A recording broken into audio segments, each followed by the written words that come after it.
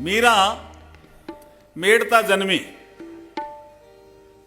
शादी चित्तौड़ की।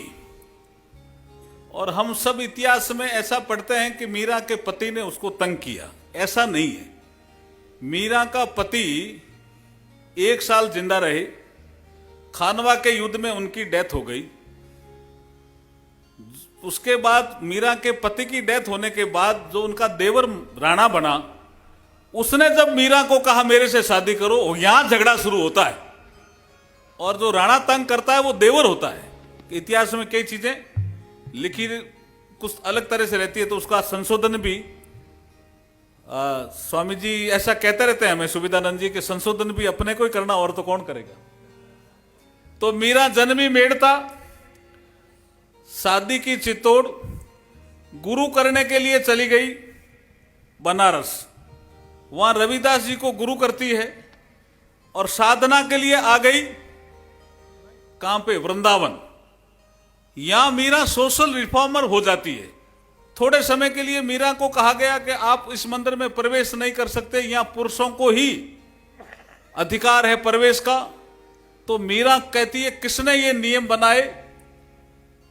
जैसे स्वामी दयानंद सरस्वती जी तर्क करते थे, ये नियम किसने बनाए, ऐसे ही मीरा ने वृंदावन में सोशल रिफॉर्मर के नाते पूछा ये नियम किसने बनाए। तो बताए जीव गोस्वामी हैं, उन्होंने बनाए। तो मीरा जीव गोस्वामी के पास चली जाती है और बोला क्या नियम बनाए आपने, पुरुषों के लिए ही प्रवेश है इस पर्टिकुलर मंदिर में। तो बोला हाँ ऐसा किया। तो मैंने तो स्वामी जी ये सुना था कि यहां तो एक ही पुरुष है, कोई और भी पुरुष है क्या है? तो निरुत्तर हो गए स्वामी जी और प्रवेश खुल गया मीरा के लिए। तो यहां मीरा सोशल रिफॉर्मर होती है और मीरा विलीन होने के लिए, भगवान कृष्ण में विलीन होने के लिए द्वारका जाती है। ये मीरा का राष्ट्रीय चरित्र है। लेकिन एक भजन मीरा का अमर हो गया, उसको लता मंगेशकर ने भी गाया, उसको और लोगों ने भी गाया, अलग अलग रूप में गाया, अलग अलग ढंग से गाया। वो क्यों फेमस हुआ? क्योंकि जब वो रविदास जी के पास गई और रविदास जी ने कहा आपको भेजा किसने है, आपका तो ड्रेस से तो ऐसा लगता है आप राजघराना हो। बोला हाँ मैं राजघराने से ही हूं, लेकिन मुझे भेजा है रामानंद जी ने। तो बोला समर्पण भाव से आई हो क्या मीरा? बोला हाँ समर्पण भाव से। बोला हाथ करो ऐसे। तो जैसे ही हाथ ऐसे किया, रविदास जी कोई काम कर रहे थे, उनका पानी मीरा को दे दिया और मीरा को कहा पी जाना।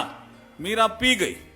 पीने के बाद जो मीरा को अनुभव हुआ, मीरा कुछ 2-3 घंटे के लिए अचेत हो गई।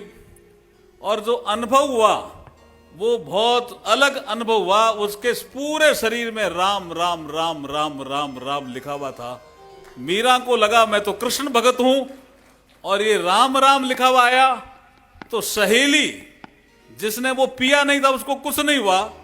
सहेली ने पूछा तुम अचेत भी हो गई और अब तुम ऐसे नाच रही हो, हुआ क्या कि मुझे मिल गया? तो ये भजन, मीरा स्वतः कवित्री थी।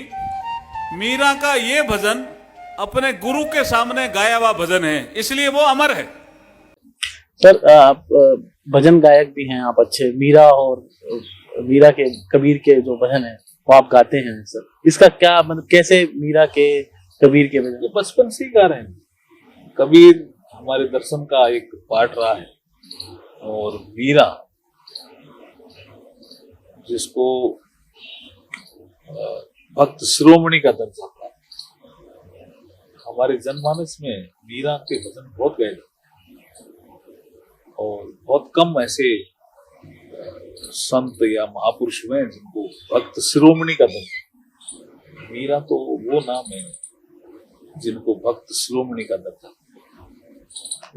कुछ लोग ट्वीट भी करते हैं, अभी आप एक ट्वीट चल रहा था कि मीरा के बारे में कुछ ऐसा कुछ। मैं तो मीरा को देवी समान मानता हूँ, और मीरा जैसा भक्तित्व तो कहाँ मिलता है। सदियों बाद कोई ऐसा भक्तित्व देखने को। बहुत भारतीय जनमानस को मीरा ने सकारात्मक रूप से भक्ति का भाव दिया है, प्रेम का भाव दिया है।